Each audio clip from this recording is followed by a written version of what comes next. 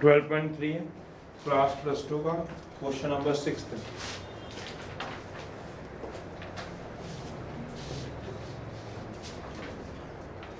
वो कह रहा है इधर ए और बी दो वेक्टर दिए हुए हैं, find a unit vector. Unit vector क्या बताता था? इन the direction of A plus 2b। ऊपर वाले 2d के, नीचे वाले 3d के हैं। 3d के निकाल लो। कहता है यूनिट वेक्टर निकालना है, फाइंड अ यूनिट वेक्टर निकालना है in the direction of A 2b plus 3c, where A दिया हुआ है i प्लस जे, बी दिया हुआ है j प्लस के, i plus J.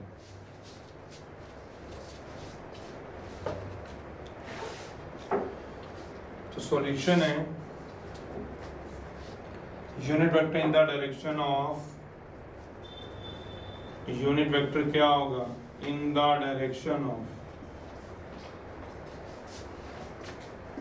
a minus 2b plus 3c is, इस वेक्टर की डायरेक्शन।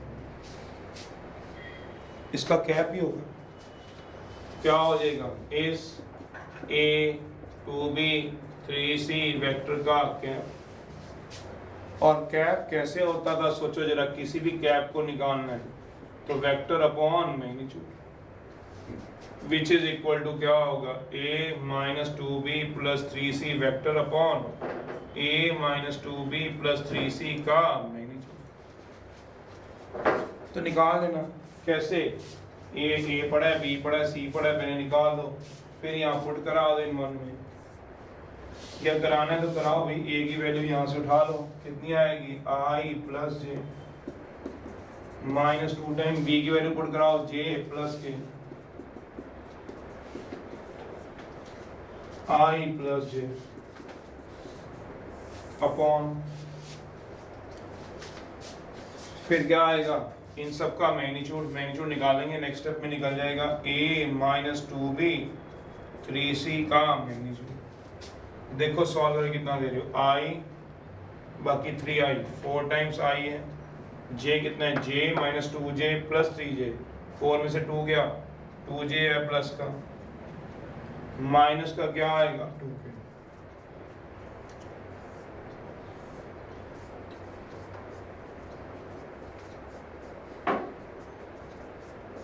ये आंसर है 8th।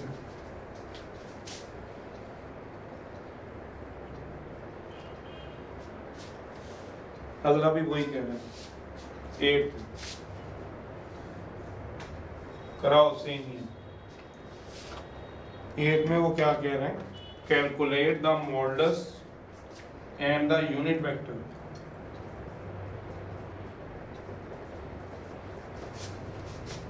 Modulus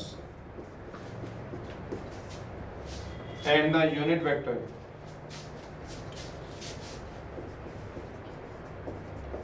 some of vectors. Sum of vectors किस किस का कह रहा है? 8 में i 4j 2k, 3i 3j 2k, minus 2i plus 2j plus 6k।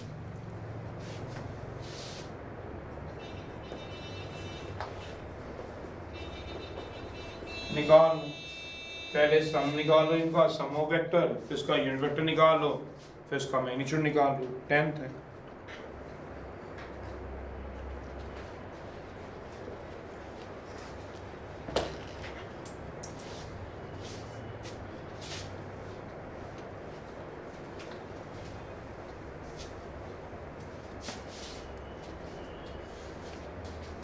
Solution, जो सम ऑफ वेक्टर होंगे वो क्या हो जाएंगे? तीनों को ऐड करा लो, i plus 4j plus 2k, 3i 3j 2k, minus 2i 2j 6k। तो देखिए कितने हो जाएंगे, सोचो जरा, 2i 3j प्लस 6k। तब इसके अलावा एक तो यूनिट वेक्टर निकाल लेना। यूनिट वेक्टर क्या होता है? Vector upon magnitude.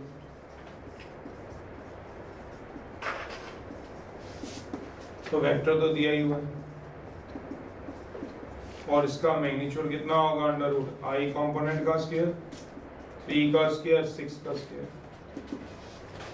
तो 7 नीचे आ गया, तो मैग्नीट्यूड भी निकल ही गया दूसरा। दूसरा पार्ट क्या निकालना चाहते हैं?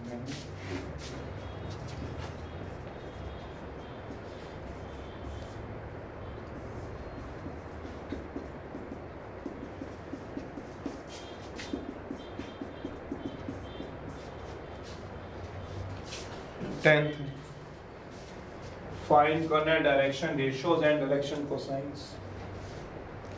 डीआर क्या होते थे? कंपोनेंट प्रोजेक्शन, और डीसीज क्या होते थे? यूनिट वेक्टर के लिए। टेंथ, फाइंड करो डीआर एंड डीसीज किसके बने हो? Vector i plus 2j plus 3k का।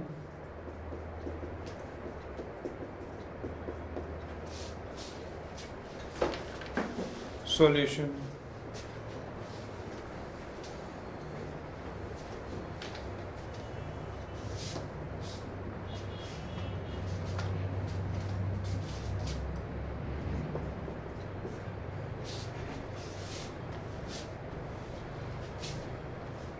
let a equals to I plus 2j plus 3k। तो इसके dr क्या आएंगे? dr को बोलते हैं डायरेक्शन रेशियोज।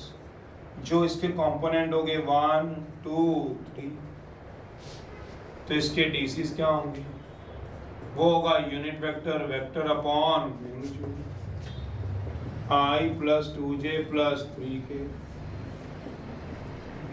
1 का स्क्वायर, 2 का स्क्वायर, 3 का स्क्वायर, तो आ जाएंगे I plus 2j plus 3k, I plus root 14, 2j by root 14, 3k by root 14। तो कितने आ जाएंगे इसके DCs? Finally 1 by root 14, 2 by root 14, 3 by root 14। ऐसे निकल। 12th है,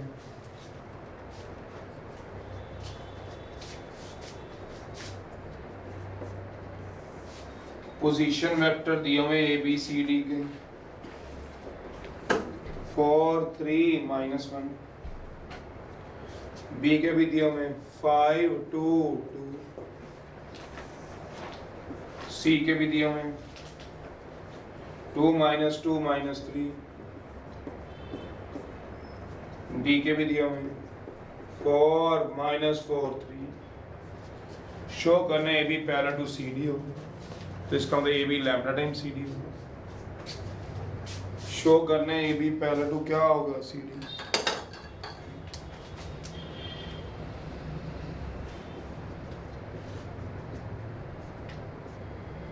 तो ए बी क्या होगा? O B minus O A. Solution है, A B parallel to C D कब होता है? सोचो जरा, टू वेक्टर पैरेलल कब होंगे?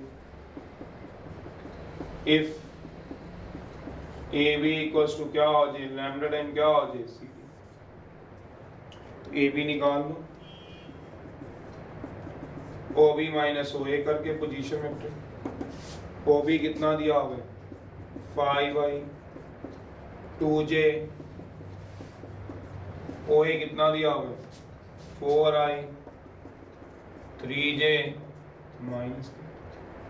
इस ए बी को फर्स्ट मान लो, निकालो जरा i minus j plus 3k। अब ऐसे ही निकालो अपने आप जरा सी डी बताओ, ट्राई है ओ डी माइनस ओ सी, ट्राई करो जी।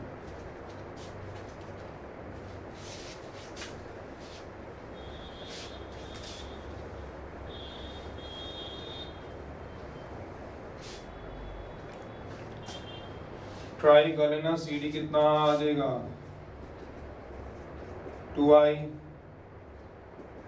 Minus 2j plus 6k, 2 common ले लेना, i minus j plus 3k, इसकी वैल्यू 1 से निकाल दो तो सी डी आ गया 2 times A B, cross multiply कर लो 1/2 times C D equal to क्या आ गया, एक ही बात होती है वैसे, ये और ये की बात है, half of C D, A B किसके पैरेलल हो गया, लैम्डा कितना है यहाँ पे 14,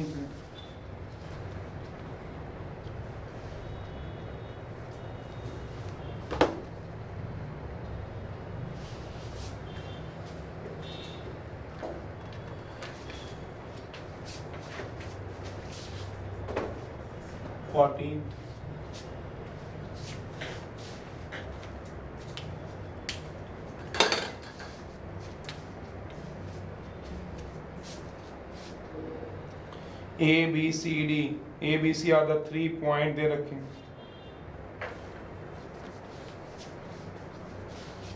ए बी जो दिया हुआ है हाफ ऑफ सी डी दिया हुआ है,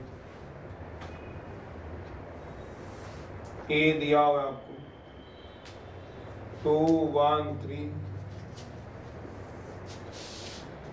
क्वेश्चन भी दे रखा है, पोजीशन वेक्टर बी भी दे रखे हैं 2 -3 4, सी डी दिया हुआ है,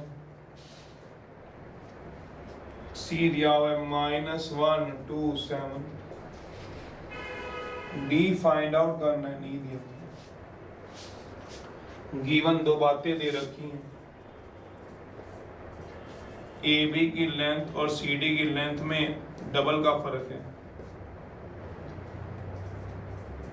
and A B parallel to C D दे रखा है, फाइंड जो मांगा गया पॉइंट डी मांगा गया,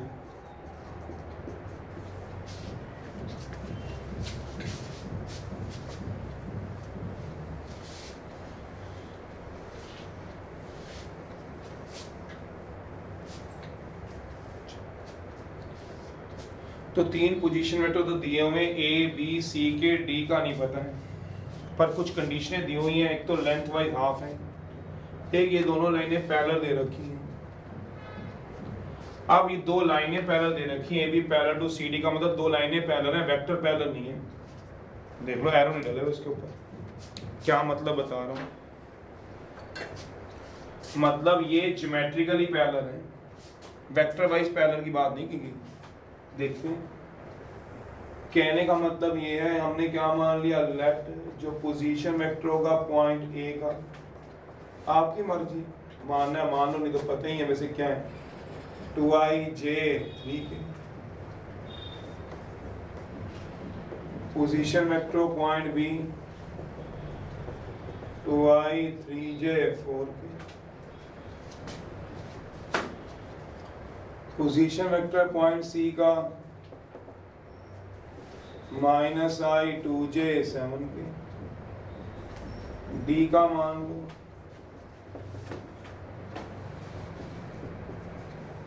xi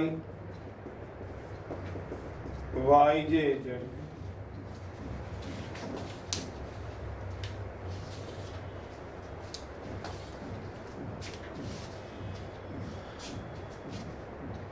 अब क्वेश्चन में दिया हुआ है A B half of C D का और A B parallel to C D दिया हुआ है, इसका ये तो मतलब पता चल रहा है कि ये 2 लाइनें पैरेलल दे रखी हैं, 2 vector lines are parallel, geometrically 2 लाइनें कब पैरेलल होती है, ज्योमेट्रिकली नॉट वेक्टर, क्यों भला, एरो नहीं है, ऐसे नहीं बोला हुआ कि A B parallel to C D है। क्या फर्क होता है इसमें और इसमें?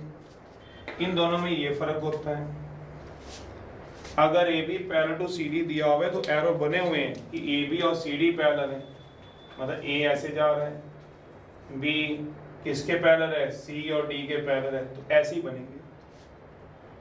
पर ऐसे नहीं बना सकते हो, नहीं बना सकते हो। क्या मतलब? ए बी इधर ले जाओ, सी डी इधर ले जाओ, ये नहीं बना सकते, ये गलत है। समझते हो मैं क्या बता रहा हूँ? पहले बात सोचो। ये तो इधर बना देता हूँ, लो एक इधर बनाया हुआ है, एक इधर देख लो, इधर देख लो, ये रहा ए बी, ये रहा सी डी, ये इसके दो चित्र बनाए, चित्र डायग्राम, ये तो गलत है। क्यों पूछोगे तो जरूर जवाब दूंगा।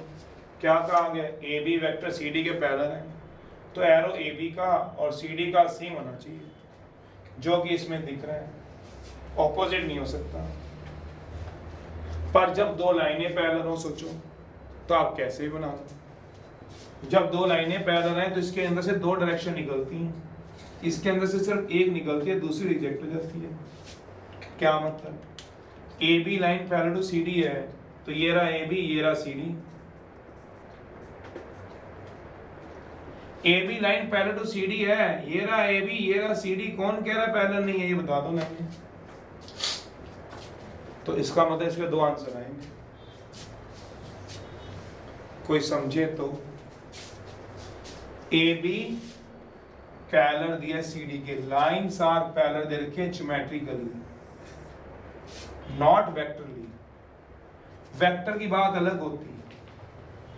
अगर ए बी वेक्टर क्वेश्चन में ये नहीं दिया हुआ, क्वेश्चन में अगर ये दिया होता तो एक आंसर आता, सिर्फ ए बी सी डी के पैरेलल।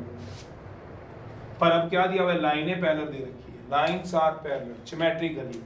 ये क्या है? लाइन्स आर पैरेलल दे रखी है। ओ भाई, लाइन ए बी, एक लाइन जा रही है, एक लड़का इधर से इधर जा रहा है, दूसरा लड़का उधर से इधर जा रहा है, तो दोनों पैरेलल ही तो हैं। एक ए बी और सी डी दोनों सेम डायरेक्शन में भी जा सकते हैं, और ए बी इधर चले जाए, सी डी इधर चले जाए, तब भी पैरेलल होंगे ज्योमेट्रिकली। ज्योमेट्रिकली बोल रहा हूँ, पैरेलल होंगे जियोमेट्रिकली। अच्छा, मैं ज्योमेट्रिकली क्यों बोल रहा हूँ? इसके ऊपर एरो नहीं है, नो एरो, बस एरो नहीं है। इसके ऊपर क्या एरो है, ये फर्क है। ये नहीं हमें दिया हुआ, क्वेश्चन में पढ़ लो, एरो ये दिया हुआ है बिना एरो के। तो इसके दो आंसर होंगे, पार्ट वन। पार्ट वन क्या करोगे? पहला पार्ट ए बी इस तरफ लोगे और सी डी भी क्या लोगे? इस तरफ। पहला केस, मतलब केस वन, दो केस बनेंगे। कब? जब एरो ना हो, और जब एरो होंगे तो एक ही केस बनेगा, जिस तरफ एरो दिए होंगे।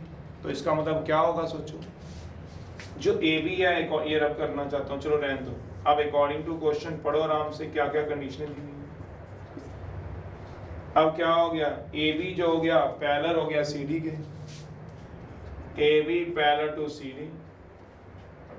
अब मैं एरो डाल दिया, क्यों? पहला केस डिस्कस करना, उसके दो केस हैं। ये क्या हो गया? केस वन, और ये क्या हो गया? Case two. इसमें एक ही केस है, केस वन। केस टू है ही नहीं, गलत है, केस टू हो ही नहीं सकता, सोचते रहना, एक ही केस होता है इसमें। अब क्या करूं तो करूं क्या? अब क्या दिया हुआ? A B parallel to C D, also A B का magnitude half of C D दिया हुआ है। कहाँ है? पढ़ो जरा। अब इसमें by definition of equal vector 12.1 की, by definition of equal vector, किसी को याद हो? दो वेक्टर कब इक्वल होते थे?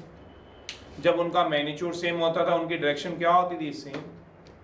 आप ये तो नहीं मुझे कोई बोलेगा कि बोलने वाला है कोई कॉमर्स, अगर नॉन मेडिकल में हो तो, सर ए बी का magnitude half of C D के है और A B parallel to C D है, मैं ये लिख रहा हूँ इसके आगे, दिस इंप्लाइज, इसी के आगे A B parallel to half of C D भी होगा। सोचने में, ए बी जब पैरेलल है सी डी के, तो ए बी क्या होगा? हाफ ऑफ सी डी के भी तो पैरेलल होगा, और ए बी क्या है? Half of C D. By definition of equal vector, A B vector किसके इक्वल आएगा बताओगे? हाफ ऑफ सी डी के। सोचना आराम से।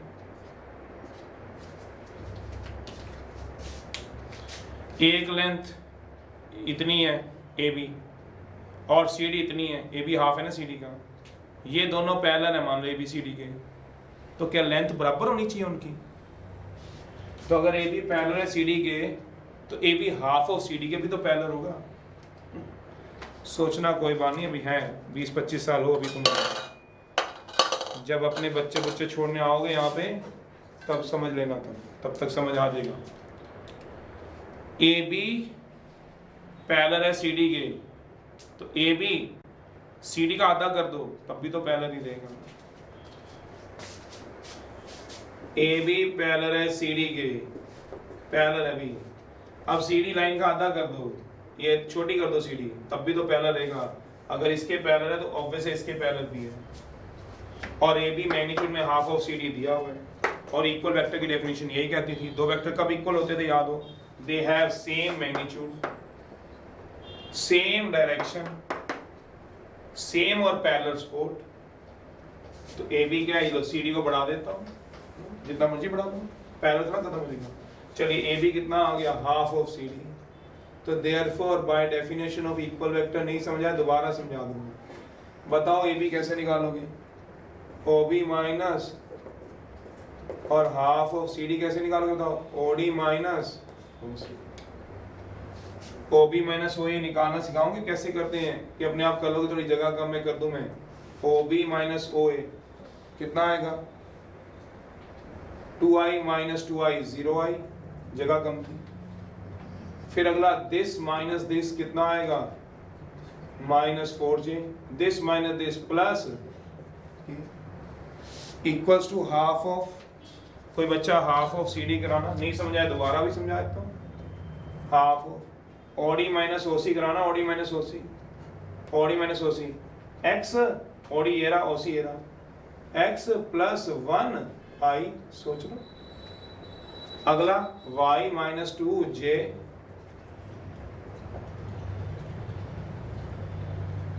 प्लस y माइनस 2j, अगला z माइनस 7k, इसको क्या कर दोगे, क्लोज ब्रैकेट में बंद, दोनों को क्या कर लो कंपेयर, किसको, चाहे 2 को तो मल्टीप्लाई भी मैं कर सकता था, चलो कोई बात नहीं कंपेयर करा लेंगे। किसको कंपेयर कराना है, आई जे के कंपोनेंट को, कंपोनेंट ऑफ आई जे के, एक आंसर आ जाएगा। नहीं समझाया दोबारा बता रहा हूं, जिसने जो पूछना बोल दो, इसमें कोई टेंशन नहीं है। तो क्या आएगा सोचो, ये मैं थोड़ा रफ कर रहा हूं, इधर जगह नहीं बचेगी। देखो आई का कंपोनेंट इधर कितना है, 0, और इधर कितना आएगा component, half of x plus 1। तो तुम तो बहुत समझदार अच्छे बच्चे हो, स्वादी बच्चे हो, x क्या आ गया, -1। दूसरा बताओ j का कंपोनेंट कितना आएगा, -4, half of y minus 2, -8 plus 2, y कितना आ गया, -6। सॉल्व करना 2 को तो ले जाके। फिर तीसरा निकाल, 1 equals to half of z minus 7, z कितना आएगा 9, सोचते रहो इधर क्रॉस मल्टीप्लाई करके। तो एक पॉइंट क्या आ गया बताओ, d 1, ओ रब्बा, पॉइंट d क्या आ गया, -1, कॉमा -6, कॉमा 9। नहीं समझ आया कोई बात नहीं, दोबारा बताते हैं जब तक बच्चे नोट करें। ए बी का magnitude half of C D दिया हुआ है, ए बी छोटा है सी डी बड़ा है, दोनों तो सी डी बड़ा, और क्या दिया हुआ है, A B line C D के पैरेलल दे रखी है। मैं बार बार बोल रहा हूँ, no arrow, line are parallel, line A B parallel to line C D दी है, A B parallel to C D दी है ज्योमेट्रिकली। तो दोनों की डायरेक्शन सेम भी हो सकती है और ऑपोजिट भी हो सकती है। आप ज्योमेट्री में लाइनें बना लो, 2 लाइनें 10th क्लास, एक ऐसे एक ऐसे। तो ए बी क्या है ये, और सी डी ये है, ए बी ये है, सी डी ये है, क्यों नहीं पैरेलल हो सकती, हो सकती है। अगर ये बाई चांस एरो के साथ दी होती, तो क्वेश्चन में ये नहीं दी हुई, पढ़ लो आप, एरो के साथ दी होती तो एक ही डायरेक्शन होती, कौन सी, ये वाली, दूसरी ना होती, तब कितने आंसर आते, ए। अब कितने केस लगेंगे, 2। फिर मैंने तो आगे तो ये तो कुछ लिखा ही नहीं हुआ, अब मैं इसकी बात करता हूँ। पहला केस क्या केस आएगा बताओ? A B parallel to C D है, कोई बात नहीं। अगर एक लाइन दूसरी लाइन के पैरेलल है तो उसे आधी के पैरेलल भी तो होगा। क्यों आधी लाया हूँ? क्योंकि मैग्नीट्यूड एक दूसरे का आधा दिया हुआ है, हाफ दिया हुआ है। पढ़ लो क्वेश्चन में, ना दिया होता तो क्या जरूरत थी, ना करता। करने की जरूरत क्यों पड़ी? इक्वल वेक्टर की डेफिनेशन से। क्या होता है by definition of equal vector? Two vectors A B and C D are said to be equal if they have same magnitude, same direction. तो वैसे A B half of C D है तो A B C D की direction same है, ये लिखने की भी जरूरत नहीं होती है बच्चे को, तो अंडरस्टूड होता है कि उसके हाफ की डायरेक्शन सेम है, तो बस वो लगा है। अब क्या कराऊंगा सोचो, केस दूसरा।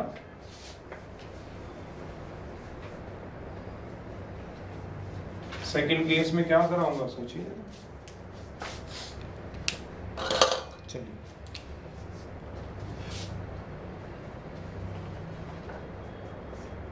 केस दूसरा,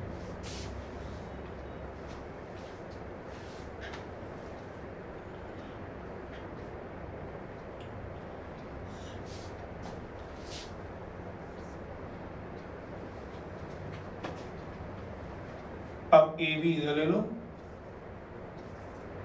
सी डी इधर ले लो, केस दूसरा ले लो।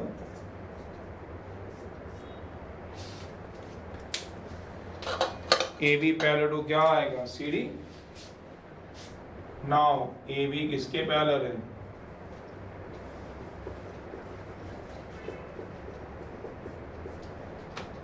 और ए बी क्या आएगा? Half of C D.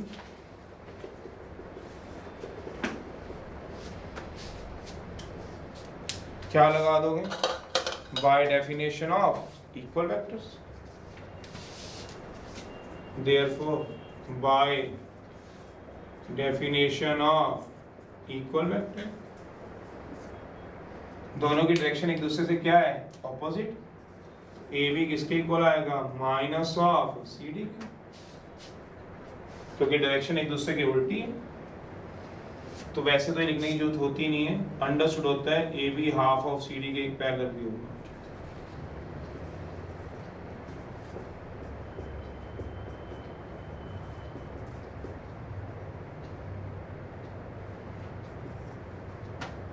चल लगाई हुई ए बी क्या होगा? अब यहाँ जगह यहाँ करा देता हूँ पूरा। माइनस सी डी मतलब क्या हुआ? ओ डी माइनस ओ सी। अब लगा लो आराम से, अब जगह है, अच्छा जितना मर्जी करवा लो, लगाओ भी यहाँ से। हाफ ऑफ सी लगाइए, देखिए आंसर बनता है कि नहीं बनता। दो आंसर आ रहे हैं।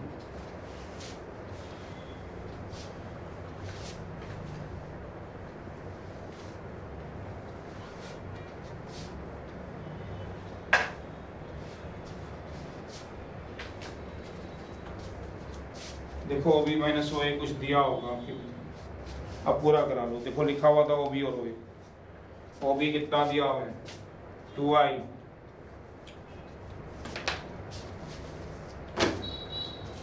तो इस तरह से आप कर सकते हो, देख लो।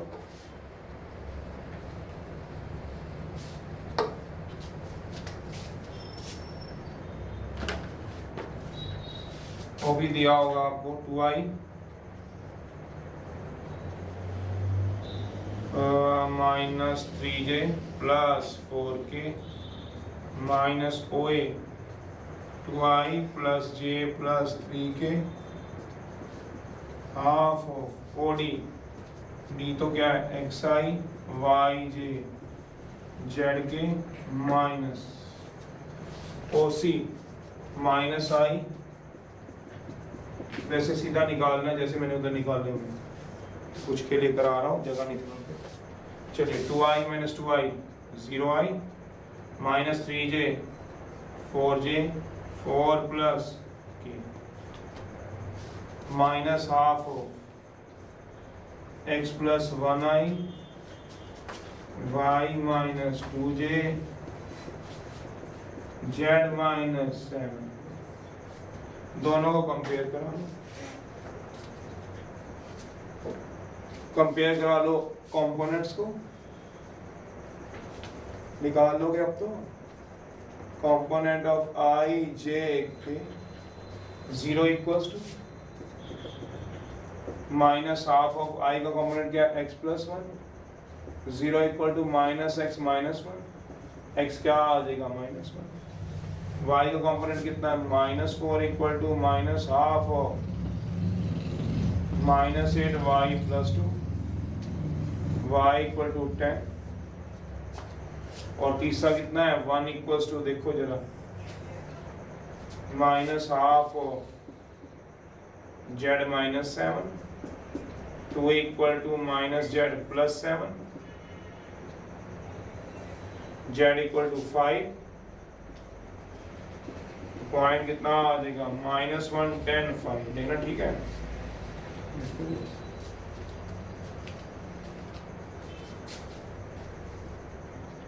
कंपोनेंट ऑफ अ वेक्टर,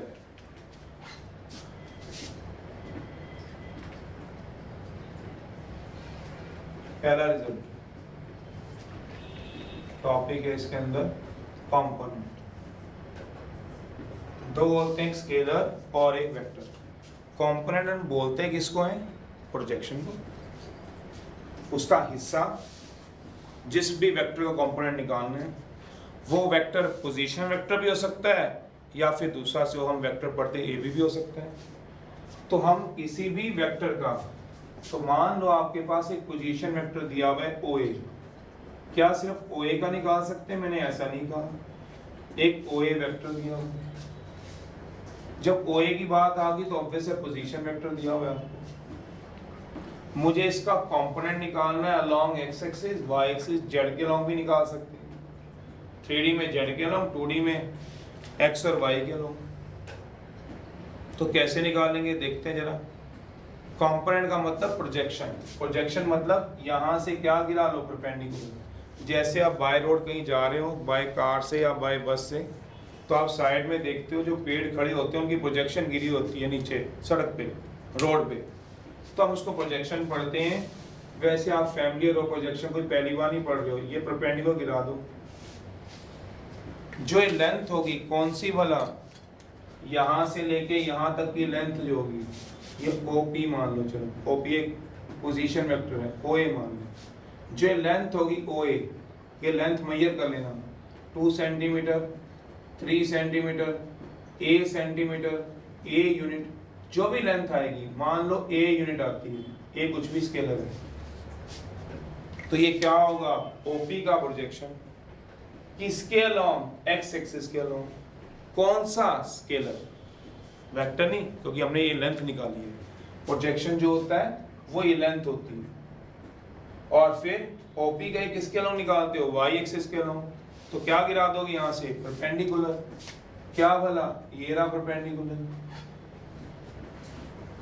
तो जो ये लेंथ होगी OB, मान लो कितने यूनिट है, B यूनिट, B यूनिट है, ये कितने यूनिट थी, A यूनिट, ये क्या होगी OP की प्रोजेक्शन किस पे भला, y एक्सिस पे। मान लो जैसे ये चीज खड़ी है कोई भी, इसकी कुछ ना कुछ परछाई नीचे पड़ेगी या x एक्सिस पे, कुछ ना कुछ उस दीवार पे भी पड़ेगी। सोचो किस पे फर्क पड़ेगा, लाइट का, वो लाइट से पड़े जिससे मर्जी पड़े, हमें क्या।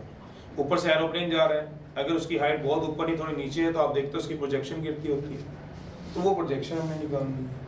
इसमें हमने पहले किसकी निकालनी है, OP की। फिजिक्स में क्या किया है, यही तो पढ़ा है। OP का प्रोजेक्शन क्या पढ़ते हो, OP का प्रोजेक्शन x एक्सिस के along, OP magnitude cos theta, यही तो पढ़ते हो। और OP मैग्नीट्यूड cos थीटा कभी भी सोच लेना OA के इक्वल होता है, अभी निकाल लो आप, 2 मिनट लगेंगे अगर फिजिक्स में हो तो। ये एंगल कितना मानते हो बताओ फिजिक्स में, थीटा। तो आप कभी इस बात को सोचते ही नहीं हो, ये बात अलग है। आप प्रोजेक्शन ऑफ OP का बोलो अलोंग x एक्सिस, 2 मिनट बाद स्टार्ट करेंगे, थोड़ा समझ लेते हैं क्या होगा बताओ। आप सारे बोलते हो OP का मैग्नीट्यूड cos थीटा, चलो देख लेते हैं, हमसे दूर थोड़ी ना है, राइट एंगल ट्रायंगल नहीं बन गई, मैं साइड पे, ये तो आप पढ़ते हो फिजिक्स में। तो प्रोजेक्शन होता क्या मुझे नहीं पता, कितनों को पता है कितनों को नहीं पता, जो मैथ की हमारी समझ कहती है उसके हिसाब से मैं आपको बता देता हूँ। इन ट्रायंगल कौन सी ले लो, OAP, कौन सी ट्रायंगल है, राइट एंगल है। सोचो 90 डिग्री यहाँ बन रहा है, बिल्कुल बन रहा है। तो कोई बच्चा बताएगा cos थीटा वैसे क्या होता है राइट एंगल ट्रायंगल में? Base upon hypotenuse. बेस किसको बोलते थे? जिस पे दो एंगल बनते थे, बचपन से टीचर बताता है 9th 10th से। तो बेस इसमें कितना बताओ? OA, और हाइपोटेन्यूज कितना है? OP। तो OA की वैल्यू क्या आएगी बताओगे? OP को तो मल्टीप्लाई कर लो, OA क्या आ गया? OP। तो OP को क्या लिख सकता हूँ? ये क्या है? स्केलर। तो कैसे लिख सकता हूँ? OP एरो का मैग्नीट्यूड cos। तो OP cos थीटा किसके इक्वल हुआ? सोच लेना अपने दिमाग में, OA के इक्वल। OA को मैं कैसे लिख सकता हूँ? सोचो, OA लेंथ। सोचो कल 12.1 में यही तो बोल रहा था क्या? A वेक्टर का मैग्नीट्यूड को क्या लिख सकते हो? AB वेक्टर के मैग्नीट्यूड को पता है आपको? मैग्नीट्यूड ही तो है ये। तो ये क्या हो गया इसका? प्रोजेक्शन। प्रोजेक्शन क्या होगी? यहाँ से यहाँ तक की लेंथ मेजर कर लेना, ये इसकी प्रोजेक्शन है। अगर आप सोच लो अपने दिमाग से, ये OP जो है इसको धीरे धीरे धीरे करके सीधा खड़ा कर दो। सीधा खड़ा करने का मतलब समझ रहे हो क्या? OP है, इसको क्या कर दो? Y एक्सिस के लंब खड़ा कर दो, तो इसकी x पे प्रोजेक्शन गिरेगी नहीं। तो x पे प्रोजेक्शन क्या हो जाएगी? 0।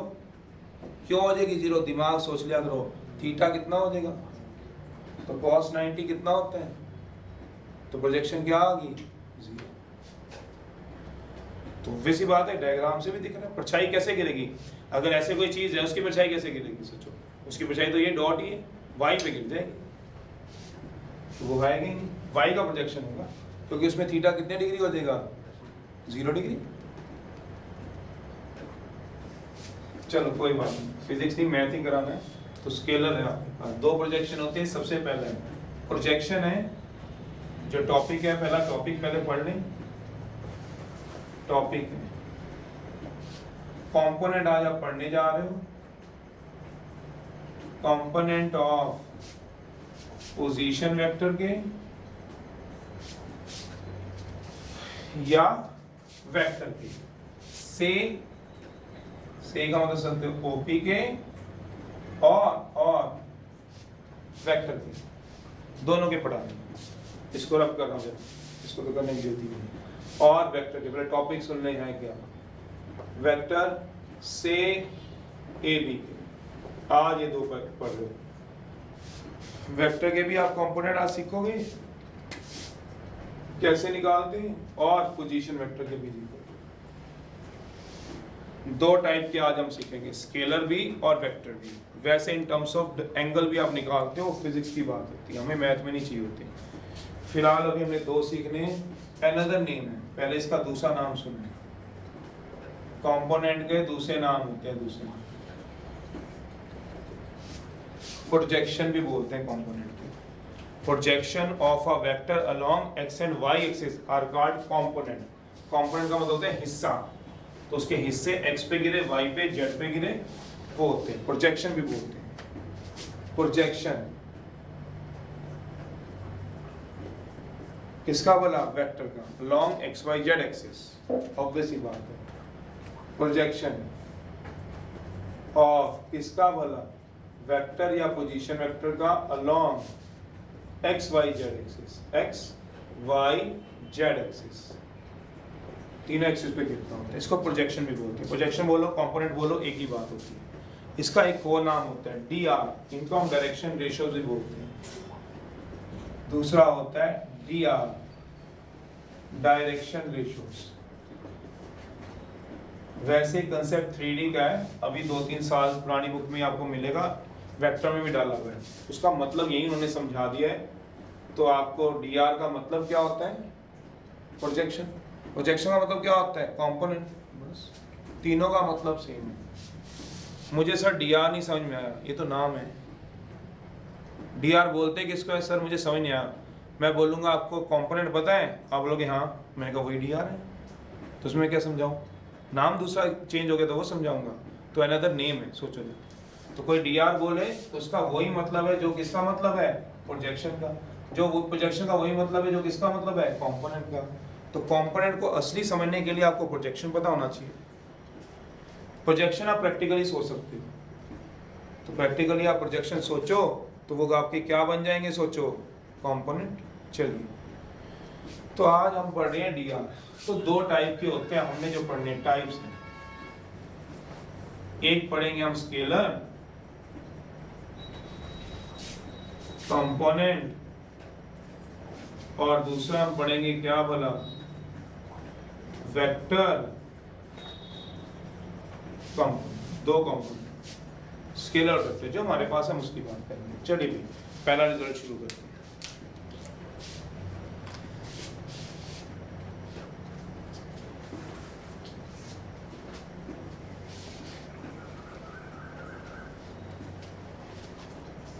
सबसे पहला है स्केलर कंपोनेंट, किसका भला, पोजीशन वेक्टर। सबसे पहला रिजल्ट है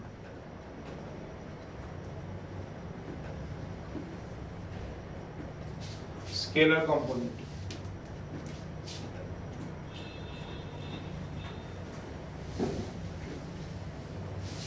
इसका वाला ऑफ पोजीशन वेक्टर से of B along x and y axis।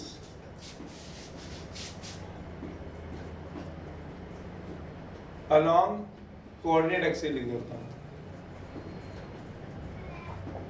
Coordinate axis तो पता होगा +2 में। कोऑर्डिनेट का मतलब क्या होता है, x y तीनों के अबाउट निकाल देता हूं, x axis y axis z axis तीनों के अबाउट निकाल। z आपको ही पता है +2 में नहीं बन सकती, या व्हाइट बोर्ड पे z क्या होती है 3D में बनती है, फिर भी चलो हम जैसे बनाते थे आपको ही पता ही है, ये x है, ये y है, ये z। ये कोई एक पोजीशन वेक्टर दिया हुआ है, क्या भला, OP। इसका कंपोनेंट निकालना है हमें, OP एक पोजीशन वेक्टर दिया हुआ है O से P पर। तो हमने क्या करना है, इसका कंपोनेंट निकालना है, तो हम क्या करेंगे, परपेंडिकुलर। तो सबसे पहला स्केलर कंपोनेंट निकालना, सबसे पहला इसी करिए स्केलर कंपोनेंट ऑफ OP का along x एक्सिस। तो कैसे निकालेंगे, OP से क्या गिरा लो, परपेंडिकुलर, किस पे वाला, x पे गिरा लो। OP से क्या गिरा लो, परपेंडिकुलर, इस पे वाला x पे। तो कहीं ना कहीं तो x को काटेगा। जो ये लेंथ होगी क्या बोला, OA, वो क्या आएगा, स्केलर कंपोनेंट। वो क्या हो जाएगी, लेंथ OA, मतलब OA का वो कितनी मानना चाहते हो, तो आपके ऊपर x मानते हो, ये मानते हो।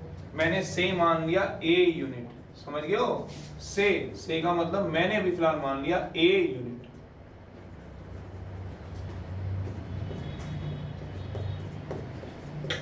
लेट मान ना मानो, बस लेंथ OA लिख दो। ऐसे ही क्या कराओगे बताओ, दूसरा है स्केलर कंपोनेंट, किसका वाला, OP का, अलोंग y एक्सिस पे। अब इस बार किस पे पेंडिकुलर गिराओगे बताओगे, y एक्सिस पे। तो यहां से क्या गिरा दो, परपेंडिकुलर, ये क्या बन गया, OB। तो लेंथ कौन सी आ गई है, OB का मैग्नीट्यूड कितना मान लो बताओ, B यूनिट मान लो।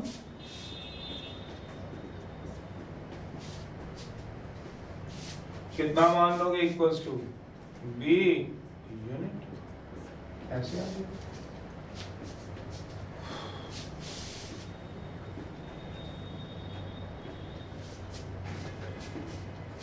ऐसे अगला मान लो, स्केलर कंपोनेंट वो दिख तो सकता नहीं, आप भी समझते ही हो, OP का किसके अलोंग नहीं दिख सकता बताओ, Z एक्सिस के अलोंग। कैसे गिराओगे बताओ, यहाँ तो विंडो गिरा लिया, यहाँ गिरा लिया, इसके ऊपर बताओ कैसे गिराऊं, पॉसिबल ही नहीं है। चलिए फिर भी थोड़ा सा आप क्या करें, डायग्रामेटिक दिखाना है, डायग्रामेटिकली मैंने थोड़ा सा परपेंडिकुलर तो नहीं दिखेगा, पर क्या कर सकते हैं, ये लेंथ आ जाएगी 90 बना रहे हैं मान लो, इस हिसाब से तो यही दिखेगा भैया, C यूनिट। वैसे ओरिजिनल होगा तो दिखेगा, ओरिजिनल मतलब समझती है 3D के अंदर होगा। तो चलिए क्या आएगा, लेंथ कोई ना कोई तो रखना ही पड़ेगा, OC का मैग्नीट्यूड मान लो इक्वल टू क्या यूनिट मान लो, C यूनिट मान लो, से वो आपकी तभी तो इसके कंपोनेंट सीधा अपने पढ़े होते हैं फिजिक्स में। क्या पढ़ते हो बताओ? ए, क्यों ए? एक्सेस ए माना तो कॉमा बी कॉमा सी, ऐसे पढ़ते हो। सेकंड है,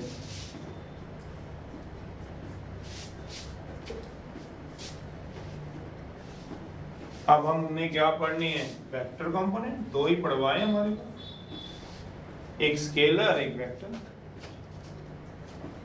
भूल तो नहीं गया 12.1 की इंट्रोडक्शन। वेक्टर क्या होता है? Magnitude into direction. वेक्टर की डेफिनेशन क्या होती है? वेक्टर कंपोनेंट निकालने किसके वाला? ओपी के, अलोंग किसके वाला? एक्स एक्सिस के।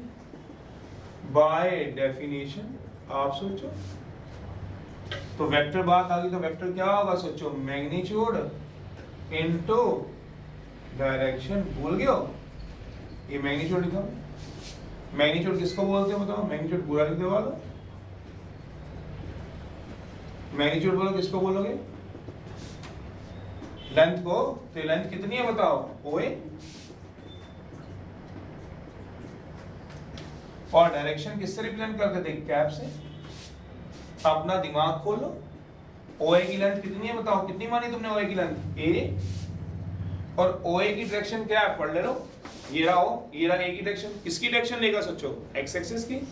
कभी तो क्या लगता है इसके साथ? आप फिजिक्स में क्या लगाते हो? आई कैप। ऐसे ना लगाते हो आई कैप, ये डेफिनेशन के कारण आई कैप लगाते हो।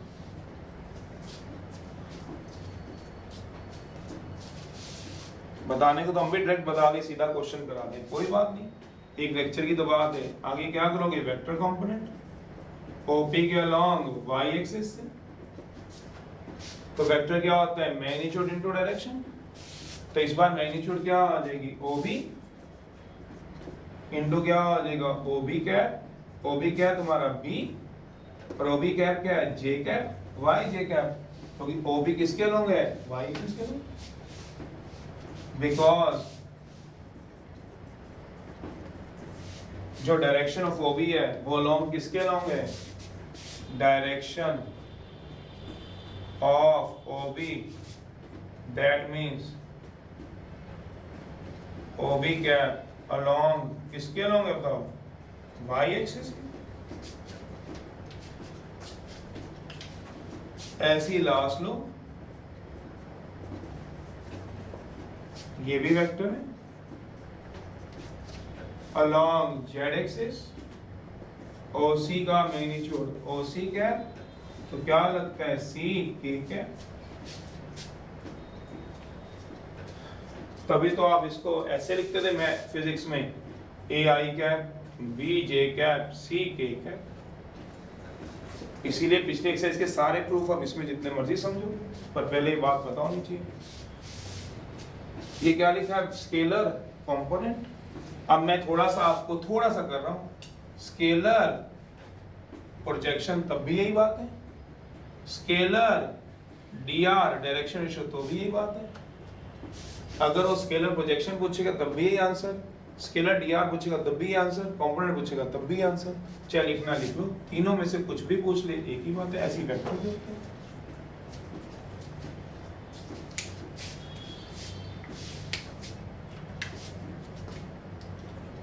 सेकंड रिजल्ट है, आराम से पहले नोट करो।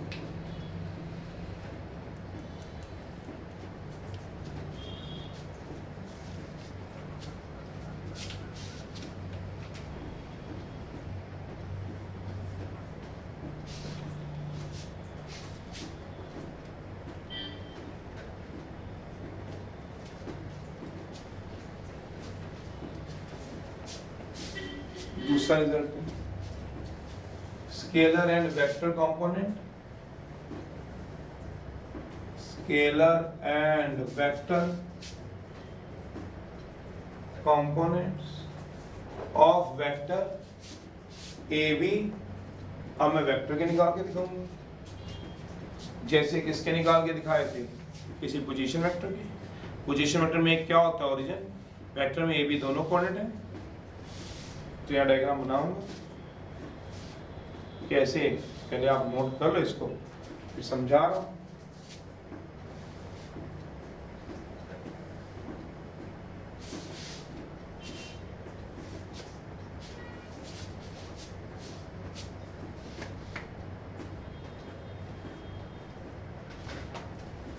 चलिए देखो, अगर आप समझ रहे हो टाइम में लगाते हो तो ये मैंने क्या बनाया x, ये क्या बनाया y, ये क्या बना दिया z। z तो आपको भी पता है, मुझे भी पता है। क्या बोला, ये ऐसे तो नहीं होता, इस तरह से होता है। तो वैसे दिखाने के लिए अब क्या करेंगे, अब क्या पड़ा मेरे पास, एक वेक्टर। कौन सा पड़ा है बताओ, ए बी पड़ा है, तो इसका एक हिस्सा ओरिजिन थोड़ी ना हुआ।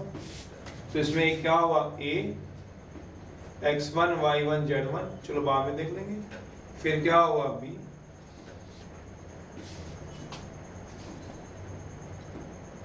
a के कोऑर्डिनेट मैंने क्या मान लिए, x1 y1 z1, b के मैंने मान लिए x2 y2 z2। चलिए अब मुझे क्या निकालना है, स्केलर कंपोनेंट। अब OP की जगह किसका निकालना है बताओ, AB का। ऐसी चीजें जो किसी एक्सिस को टच ना कर रही हो। ओरिजिन का मतलब क्या हो गया था पिछले वाला OP, वो O को टच कर रहा था, ये हवा में जैसे एरोप्लेन होते हैं। और वो क्या थे, जैसे पेड़ खड़े होते हैं रोड पे, पेड़ तो नीचे जड़ से होते हैं, और ये क्या है, एरोप्लेन तो हवा वाली चीज है। तो इनका कैसे करेंगे, प्रोजेक्शन का फॉर्मूला तो वही है, AB का किसके अलॉन्ग, एक्स एक्सिस के अलॉन्ग। तो क्या गिराओगे बताओगे, यहाँ से परपेंडिकुलर गिरा लो। ये क्या आ गया, A डैश, क्या आएगा बताओ, x1 0 0, और यहाँ से परपेंडिकुलर गिरा लो।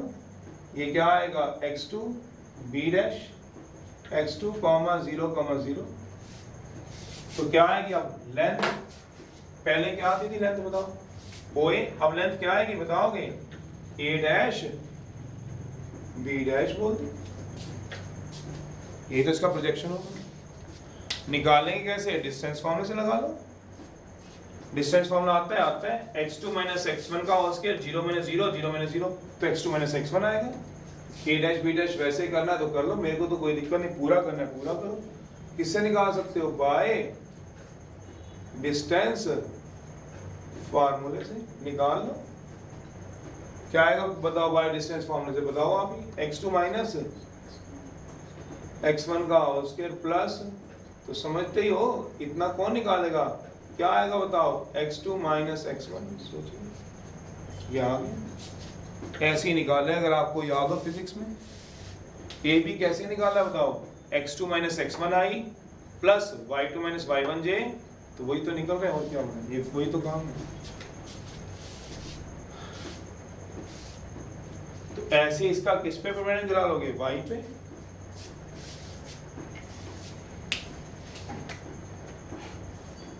तो ये होते हैं स्केलर कंपोनेंट या स्केलर प्रोजेक्शन। किसके वाला, ए बी के, किस पे गिराने, अलोंग y एक्सिस के अलोंग। इस बार लेंथ क्या हो जाएगी बताओ, अब इसके परपेंडिकुलर प्रोजेक्शन किस पे गिरेंगे बताओ, ये ए है मान लो, ये y पे गिरा दो, सोचो इसका प्रोजेक्शन एक 90 डिग्री, और एक क्या गिरा दो, यहाँ से गिरा दो। ये क्या कर लो, A डबल डैश, ये क्या कर लो, B डबल डैश। वो तो तुम्हारी मर्जी, जो मर्जी मानो। कोऑर्डिनेट क्या आएंगे, 0 y1 0 0 y2 0। तो क्या आएंगे सोचो, ए बी का A डबल डैश B, तो लेंथ क्या आएगी, A double dash B double dash. तो क्या आएगा सोचो, A double dash B double dash का मैग्नीट्यूड कितना आ जाएगा, सीधा लिख दो, क्या डिस्टेंस फॉर्मूला लगा के दिखाऊं, लगा लेना, y2 minus y2 minus y1। Similarly z पे, जो दिखा नहीं पाएंगे z पे, तो z पे क्या आ जाएगा, लेंथ क्या मान लो, AB का dr, डायरेक्शन रेशियोज बोले हैं AB की, dr का मतलब फुल फॉर्म क्या होती है, डायरेक्शन रेशियो। किसके लॉन्ग, z एक्सिस पे। क्या आ जाएगी, length A triple dash B triple dash, तो इक्वल टू क्या आ जाएगा बताओगे, z2 माइनस z1। क्या करें, कैसे निकाल के दिखाएं, z एक्सिस पे नहीं निकल सकता, कैसे घुमाएंगे, घुमा लो, घुमाने से ये क्या आएगा बताओ, A ट्रिपल डैश, और यहाँ से भी घुमाना पड़ेगा, क्या आएगा, B triple dash. z axis पता ही होगा, x y क्या होते हैं 0, z क्या आएगा z2, ये लेंथ निकाल लेना, क्या कर सकते हैं। असली डायग्राम तो मिल नहीं सकता 2D में 3D का। ऐसे ही क्या निकालोगे, वेक्टर कंपोनेंट। क्या आएगा बताओगे, ए बी। क्या आएगा, मैग्नीट्यूड इनटू, तो मैग्नीट्यूड कितना बताओ इसका, ए डैश बी डैश इनटू क्या लगेगा, ए डैश बी डैश कैप। बताओ ए डैश बी डैश की लेंथ कितनी है, ए डैश बी डैश की x2 माइनस x1, और ए डैश बी डैश की डायरेक्शन देख लो, ये देख लो ए डैश बी डैश की डायरेक्शन किस तरफ जा रही है, ए डैश बी डैश की डायरेक्शन देख लो किसके अलॉन्ग जाएगी, एक्स एक्सिस के अलॉन्ग, तभी तो आई कैप लगता है। ऐसी ए बी का क्या निकाल लो, ऐसी ए बी का क्या निकालोगे, समझ गए होंगे, वाई एक्सिस के अलॉन्ग तो क्या आएगा, A double dash B double dash, क्या आएगा A double dash B double dash cap, तो क्या आ जाएगा सोचना, y2 minus y1 into J cap. J cap क्यों लगेगा, जो डायरेक्शन होगी A dash A double dash B double dash की, दैट मीन्स अलोंग क्या होगी बताओगे, अलोंग क्या होगी, y एक्सिस पे।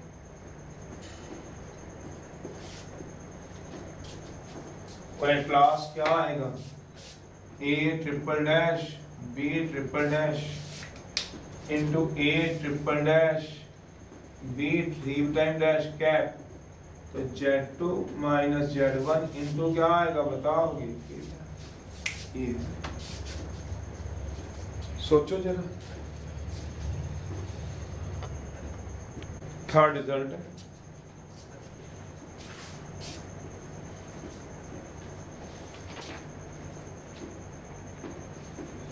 if AB,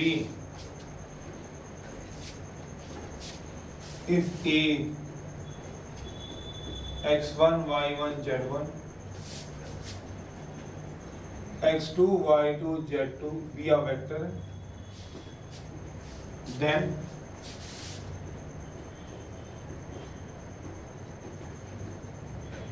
तो अभी जो हमने पढ़ा कंपोनेंट वाला, then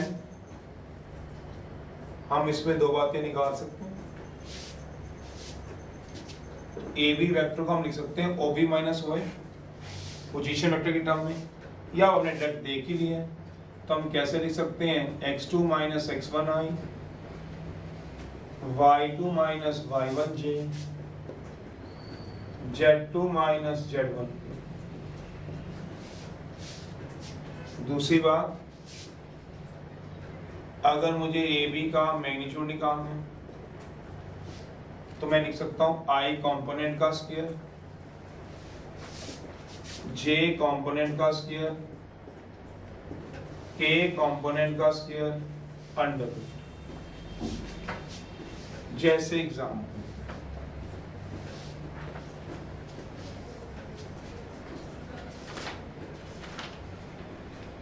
2D में दिया 2D का, 3D में दिया तो 3D का। जैसे एग्जाम्पल फर्स्ट का ही सेकंड पार्ट, P दिया हुआ है 015, Q दिया हुआ है -123। वो तुमसे मांग रहा है फाइंड करो वेक्टर PQ एंड PQ का मैग्नीट्यूड। सॉल्यूशन है पहला क्या आएगा, PQ OQ माइनस OP, या तो पोजीशन वेक्टर की टर्म में निकाल लो, अब तुम्हारा खुल जाता है तो हम सीधा इसमें ऐसे निकाल लेते हैं, -1 minus 0i 2 minus 1j 3 minus 5k that is equals to -i plus j minus 2k। ये क्या आ जाएगा P। दूसरी बात, PQ का क्या निकालना चाहते हो, मैग्नीट्यूड, I कंपोनेंट का स्क्वायर,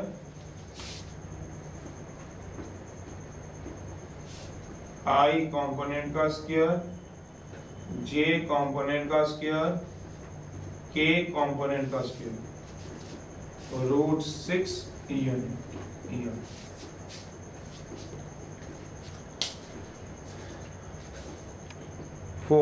फोर्थ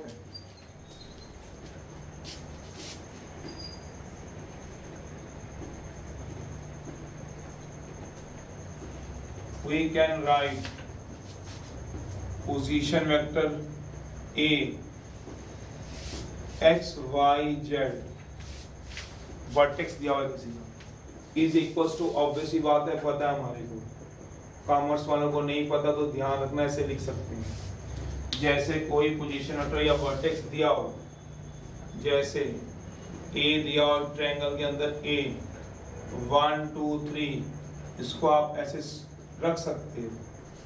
बी दिया हो 0 -2 5 0i -2j 5k लिख सकते हो। फिर तीसरा सी दिया हो 5 7/2 √2, तो लिख सकते हैं 5i 7/2j √2k, ऐसे लिख सकते हैं। इसका क्या मतलब है, हमने कल 12.2 लास्ट सेक्शन में आर्टिकल पढ़ा था, if two vectors are parallel then AB equal to lambda times BC हो जाता था सम स्केलर टाइम्स। उसका प्रूफ दे रहे हैं फिफ्थ है, इफ टू वेक्टर्स से A कंपोनेंट उसके A1 A2 A3 and B are parallel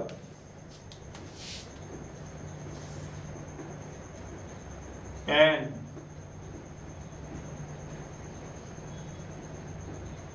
B1 B2 B3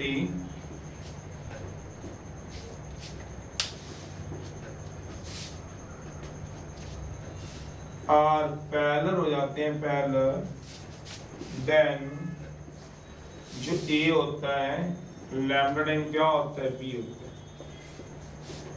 proof है, 10th याद कर लो, +1 याद कर लो, याद करो 10th क्लास को 2 लाइनें दी होती थी, 10th क्लास 2D में होती थी, 2D में 2 डायमेंशन होती थी, XY होता था उसमें, याद करो A1x B1y plus C1 equal to A2x B2y C2 equal to 0। किसी को याद है पैरेलल कब होते थे? पैरेलल जब A1/A2 B1/B2 is not equal to क्या हो जाता था? अगर याद है तो ठीक है, तो देख के याद आ रहे हैं। पर मैं तुमसे अभी 2D की बात नहीं कर रहा हूँ, मैं 3D की बात कर रहा हूँ। इसके कंपोनेंट 3 कंपोनेंट में लिए हुए एक्स वाई जेड में, 3D की बात कर रहा हूँ। तो 3D के अंदर कैसे होंगी लाइनों की equation? A1x B1y C1z plus D1 equal to 0, तो A2z C2z plus D2 equal to 0। तो बताओगे पहले कंडीशन क्या होती है? जो x के कंपोनेंट है दोनों के, y के कंपोनेंट है और z के कंपोनेंट क्या हो जाएंगे? प्रोपोर्शनेट। जो किसके इक्वल नहीं आएंगे? कांस्टेंट्स के इक्वल। पर क्या प्रोपोर्शनेट होते हैं? x के y के और प्रोपोर्शनेट होते हैं। पढ़ना कभी 2 लाइनें पहले की कंडीशन ही होती है। तो कहते हैं, अब ये कह रहे हैं अगर 2 वेक्टर क्या दिए हो पैरेलल, तो ये प्रूव कर दो। कर देते हैं, देखते हैं। ये पढ़ा हुआ है हमने। 2 वेक्टर अगर पैरेलल है, कंपोनेंट प्रोपोर्शनेट होते हैं। क्यों होते हैं?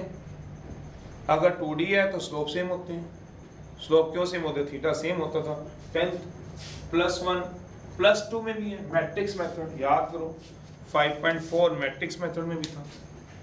2 जो सिलेबस में इंक्लूड नहीं थे हमारे पास टाइप्स, उसमें था ये वाली बात। चलिए एनी हाउ देखते हैं। कहते हैं 2 vector are parallel since 2 vectors A1 A2 A3 since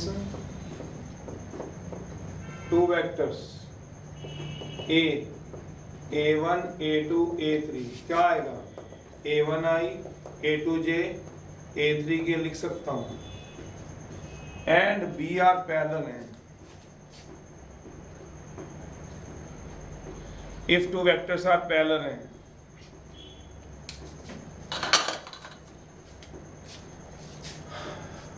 हम AXYZ को XIYJ के लिख सकते हैं। जो हम 12.2 में रिजल्ट पढ़ते थे A = लैम्डा टाइम B, आज हम उसका प्रूफ करने जा रहे हैं। प्रूफ है ये, इसका प्रूफ है। सिंस गिवन है, अगर 2 वेक्टर पैरेलल हो, since 2 vectors A and B क्या लिया तुमने? माने हुए हैं। कोई ना कोई तो वेक्टर दिए होंगे भाई, ऐसे थोड़ा पूछेगा वो। B1I B2J B3K R क्या दिया मैं पैरेलल।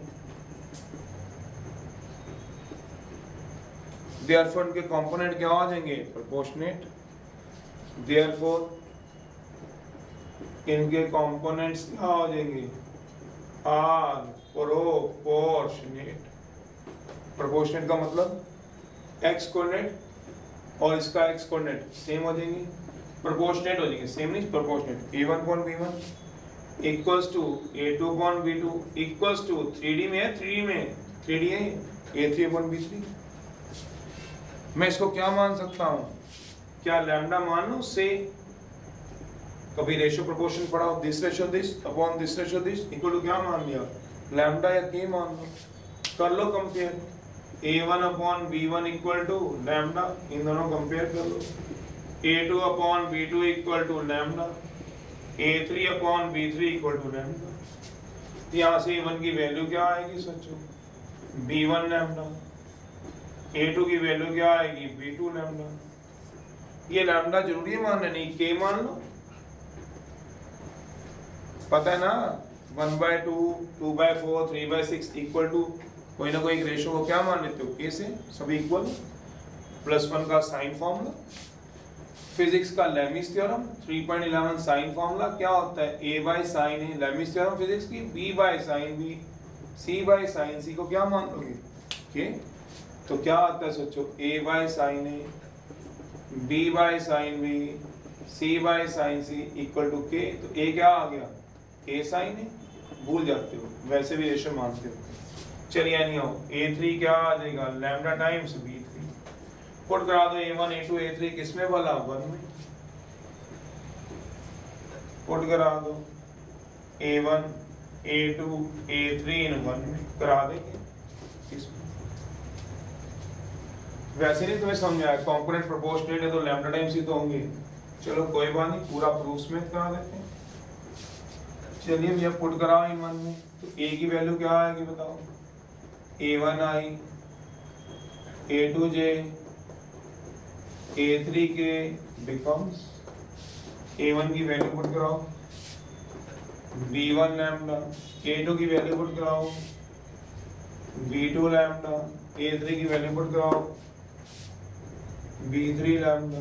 यहाँ से कुछ कॉमन आएगा सोचो, लैम्डा कॉमन ले लो, b1i b2j b3k, इसकी वैल्यू कहाँ से पुट करा लो फ्रॉम 2 से करा लो, फ्रॉम 2 से।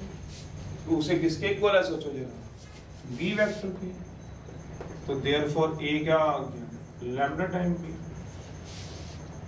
ये मतलब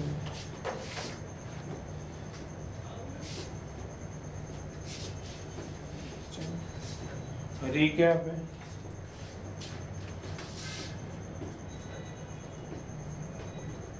वेक्टर क्या होता है,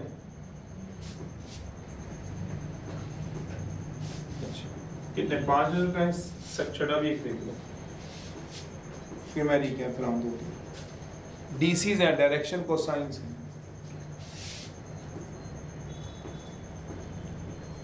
डायरेक्शन कोसाइंस है, किसको बोलते हैं जो यूनिट वेक्टर होता है along a given vector is called DCs. Unit vector along a given vector is called DCs. समझ में नहीं आया, अभी समझा देते हैं एग्जाम्पल से।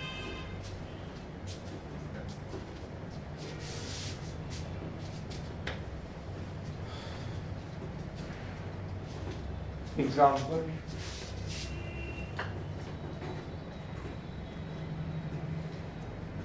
कहते हैं इफ a दिया हो 2i 3j माइनस के, वेक्टर दिया हो b या वेक्टर, फाइंड करो dr, समझो मैंने क्या लिखा dr मतलब, और दूसरा फाइंड करो dc's। समझ में नहीं आता डी आर क्या थे डायरेक्शन रेशियो, डायरेक्शन रेशियो क्या थे कंपोनेंट क्या थे? प्रोजेक्शन। तो हमें dr निकालने और क्या निकालने? dc। तो यहाँ इसका सोल्यूशन कर दो। a कितना दिया हुआ है? 2i 3j minus k। तो dr क्या आएंगे? Direction ratios. कंपोनेंट क्या है? 2 3 और -1। और डीसीज क्या होंगे? इसके अलोंग यूनिट वेक्टर। डीसीज क्या होगा? यूनिट वेक्टर अलोंग ए के। क्या हो जाएगा? A cap. ए कैप कैसे निकालोगे बताओ? ए वेक्टर अपॉन ए का मैग्नीट्यूड। ए वेक्टर कितना दिया बताओ? 2i 3j minus k। Magnitude कितना आ जाएगा बताओ? 2 का स्क्वायर 3 का स्क्वायर प्लस -1 का स्क्वायर। तो कितना लिख सकता है इसको बताओगे? 2i by √14 3j by √14 minus k by √14। तो डीसीस इसके क्या बन गया? डीसीस 2 बाय √14 3 बाय √14 -1 बाय ये हो इसके डीसीस। ऐसे निकाल। यूनिट वेक्टर कहलाता है डीसीस, कंपोनेंट कहलाते हैं डीआर। रीकैप है अब 2-3 point.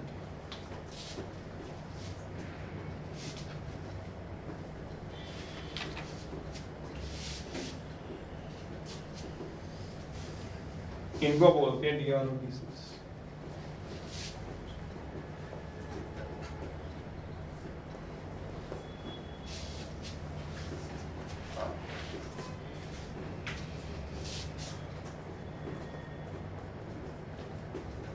Equal vectors.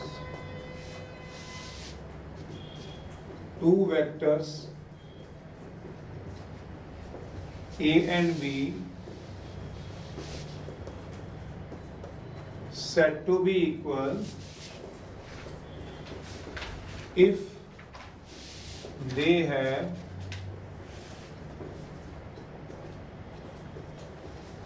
same magnitude,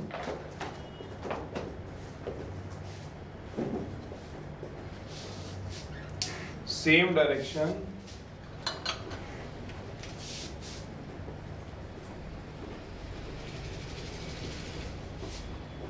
same और parallel scope.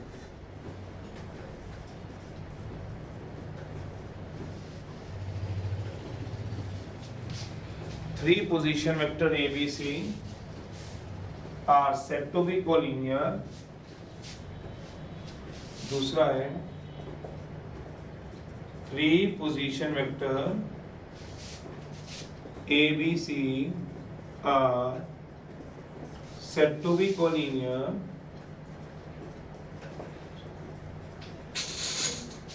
If A B किसके पैरेलल हो जाएगा? और आपकी चॉइस है, मेरा मतलब एक कॉमन जरूर होना चाहिए। जैसे इसमें ए कॉमन है, इसमें बी कॉमन है। That means A B equals to lambda time A C, A B equals to lambda time B C. तीसरा, तो ये हम सब यूज करेंगे इस एक्सरसाइज में। वेक्टर की डेफिनेशन भी हमने यूज करनी है इसमें। वेक्टर क्या होता है? Magnitude into direction. जो वेक्टर होता है वो क्या होता है?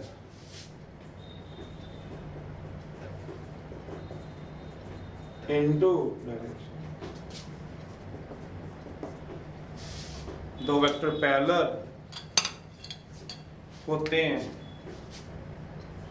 तो इसका मतलब if two vectors A and B are A equal to क्या हो जाएगा? Lambda time. चलिए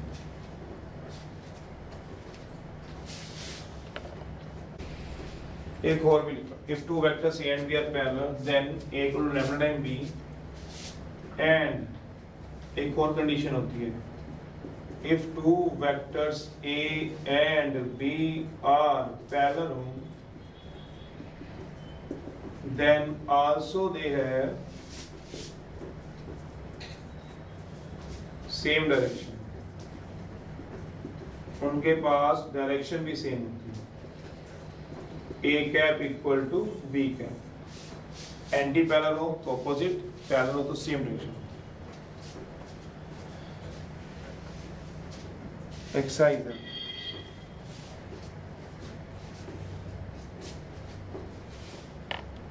फोर्थ करा, सेकंड है,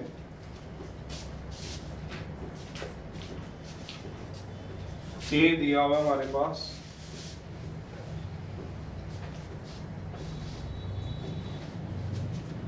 थ्री आई minus 2j plus K, B दिया हुआ है 2i, निकालो देना, फाइंड करो a माइनस 2b का मैग्नीट्यूड। फोर्थ है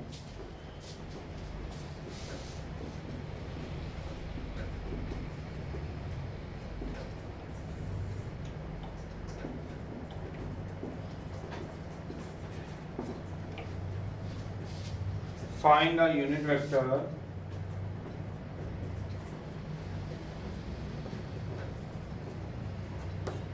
निकालना in the direction of root 3i plus j, निकालना।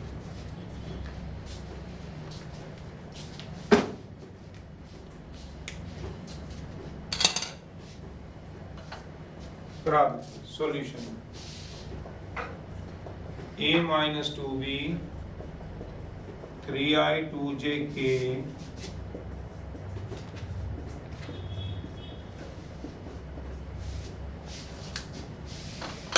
ब्रैकेट खोल लो,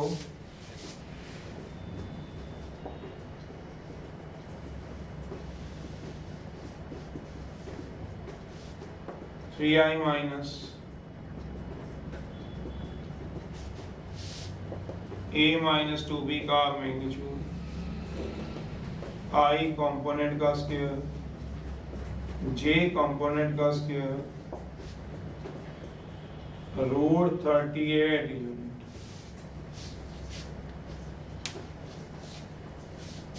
वो कहता है कि यूनिट वेक्टर निकालो, यूनिट वेक्टर अक्सर क्या बताता था, डायरेक्शन पे, कहता है कैप निकालो, cap in the direction of, जिस डायरेक्शन में ये वेक्टर दिया है। सॉल्यूशन है let a equal to root 3i plus j, एक वेक्टर दिया हुआ है, कहता है इसी की डायरेक्शन में यूनिट वेक्टर निकालना, तो unit vector in the direction of a unit vector in the direction of vector a equal to क्या आएगा, a कैप, इसी की डायरेक्शन में क्या सा यूनिट वेक्टर होगा, a कैप। कैसे निकालोगे बताओ, वेक्टर अपॉन, तो root 3i plus j upon root 3 का स्क्वायर, 2D में दिया हुआ है वेक्टर, तो क्या आएगा, root 3i plus j upon, तो रूट 3/2i j/2, ऐसे निकालो।